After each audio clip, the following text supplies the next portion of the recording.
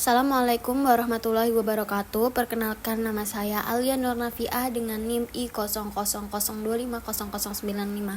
Di sini saya akan menjelaskan tentang analisis negara hukum material putusan MK 169/2024 tentang studi kasus keadilan gender dalam alat kelengkapan dewan atau AKD. Permasalahan utama dalam perkara ini adalah belum adanya jaminan yang jelas mengenai keterwakilan perempuan dalam kepemimpinan dan keanggotaan alat kelengkapan dewan atau AKD. Akibatnya, meskipun jumlah perempuan di parlemen meningkat, kesempatan mereka untuk menduduki posisi strategis masih sangat terbatas. Karena itu, Mahkamah Konstitusi diminta untuk memberikan penafsiran yang dapat menjamin adanya keterwakilan perempuan secara lebih nyata dalam struktur AKD. Konsep negara hukum material menekankan bahwa hukum tidak hanya bertujuan menciptakan kepastian hukum, tetapi juga mewajibkan keadilan substantif, persamaan, dan perlindungan hak asasi manusia. Dalam putusan ini, Mahkamah Konstitusi memandang bahwa kesetaraan gender tidak cukup hanya dijamin secara formal, tetapi harus diwujudkan melalui tindakan nyata berupa affirmative action atau kebijakan khusus bagi perempuan. Mahkamah menilai bahwa negara tidak boleh bersikap pasif terhadap ketimpangan representasi perempuan dalam alat kelengkapan dewan atau AKD.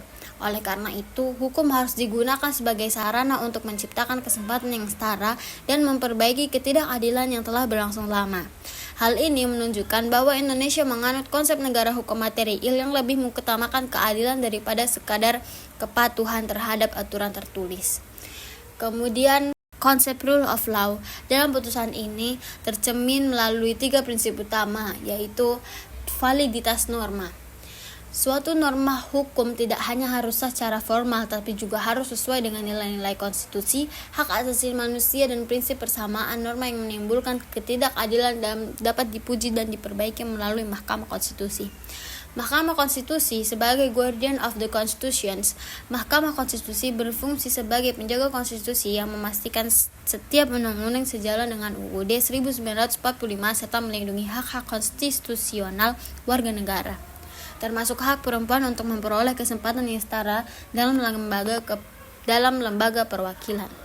Keadilan korektif. Negara tidak boleh membiarkan ketimpangan yang terjadi secara terus-menerus. Oleh karena itu, diperlukan langkah korektif melalui kebijakan afirmatif untuk memperbaiki ketidakadilan struktural dan meningkatkan keterwakilan perempuan dalam kepemimpinan AKD.